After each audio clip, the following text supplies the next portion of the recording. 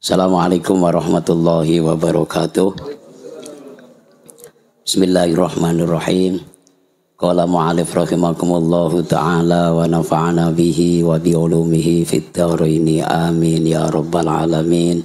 Al-Fatihah. A'udzu billahi minasyaitonir rajim. Bismillahirrahmanirrahim. Alhamdulillahi rabbil alamin. Ar-Rahmanir Rahim. Maliki yaumiddin. Iyyaka na'budu wa iyyaka nasta'in. Ihdinas siratal mustaqim. Siratal ladzina an'amta 'alaihim ghairil maghdubi 'alaihim waladdallin. Amin. Qala wa ma'asil farji, utawi pira-pira maksiate farji. Farji itu apa, Pak? Kemaluan laki-laki. Itu. Kalau kemarin menerangkan tentang maksiatnya kaki, sekarang menerangkan tentang maksiatnya farji.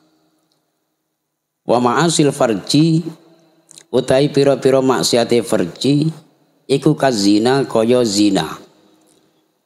Orang yang zina itu termasuk maksiatnya farji. Kemudian waliwati lan wati dubur.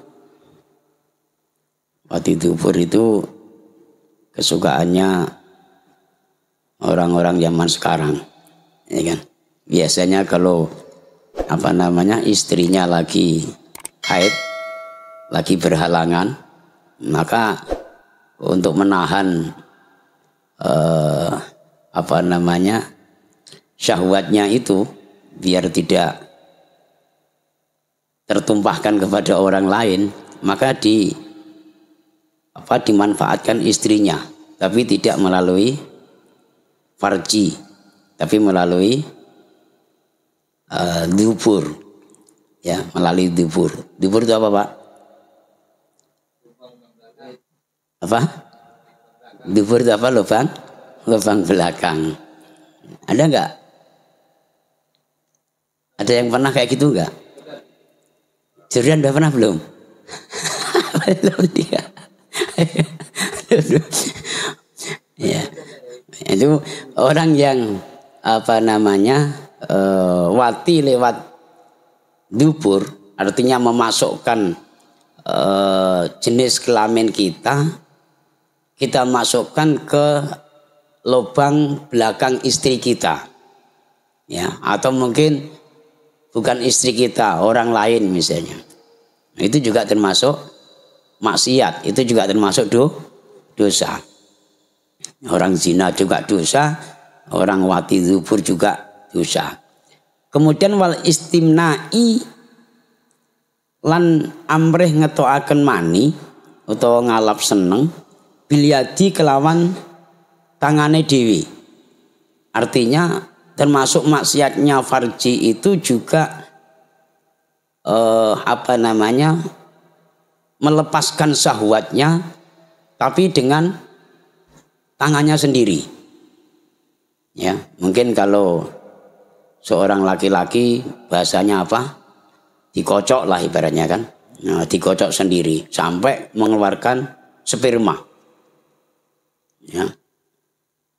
Terutama Mas Ali misalnya kan udah lama menduda kan, bisa juga kan, bisa jadi maksudnya gitu kan. Barangkali. Itu termasuk maksiatnya farji. Nah, di sini loh Pak, pentingnya kayak gini ya, di dalam kitab ini juga dibahas hal-hal yang semacam itu. Ini kalau kita tidak ngerti, apalagi zaman sekarang kan banyak film-film porno ataupun film-film BF yang mungkin itu banyak meracunin generasi muda zaman sekarang, atau juga meracunin orang-orang tua yang sudah berkeluarga. Sehingga kalau kita tidak tahu ilmunya, ya, maka kita bisa mengambil jalan pintas seperti itu. Dengan alasan mungkin karena kita tidak tahu ilmunya, kan kami bukan zina. Karena melihat sebuah film yang mungkin kami tidak bisa menahan syahwat kami, akhirnya ku keluarkan syahwat kami bukan kita masukkan ke kelamin perempuan, tapi kita kocok sendiri.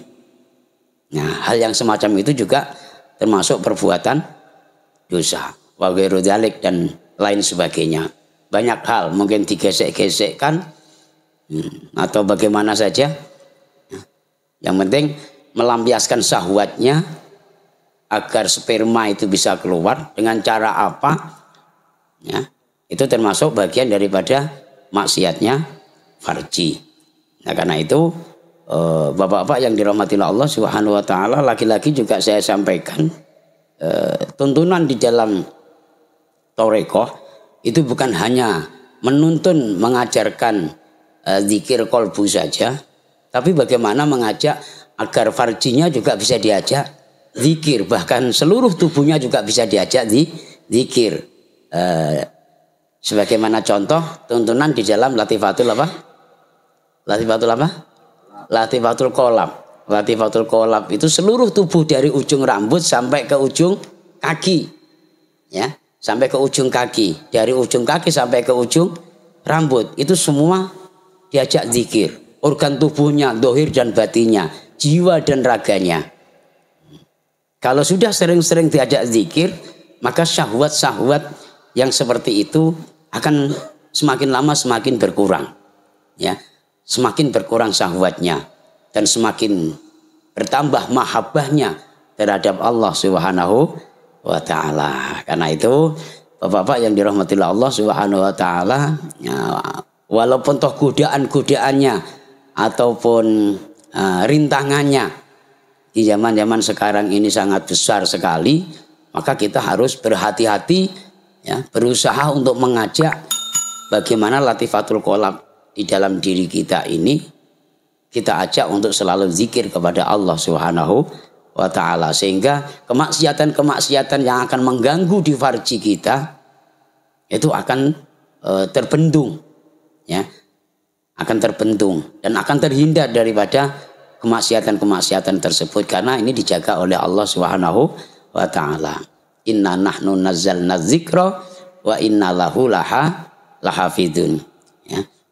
Sesungguhnya Allah lah yang mengajarkan hambanya untuk zikir, maka barang siapa yang zikir kepadanya, maka niscaya Allah lah sendiri yang akan menjaganya. Mudah-mudahan ada manfaatnya dan ada barokahnya dan bisa kita amalkan di dalam kehidupan kita sehari-hari, sehingga ini bisa menunjang daripada meningkatnya iman dan takwa kita kepada Allah Subhanahu wa taala. Amin ya rabbal alamin. Al-Fatihah. A'udzubillahi minasyaitonir rajim. Bismillahirrahmanirrahim. Alhamdulillahirabbil alamin. Arrahmanir rahim. Maliki yaumiddin. Iyyaka na'budu wa iyyaka nasta'in. Ihdinas siratal mustaqim. Siratal ladzina an'amta 'alaihim ghairil maghdubi 'alaihim waladdallin. Amin. Kurang lebihnya mohon maaf. Walafu minkum. Wassalamualaikum warahmatullahi wabarakatuh.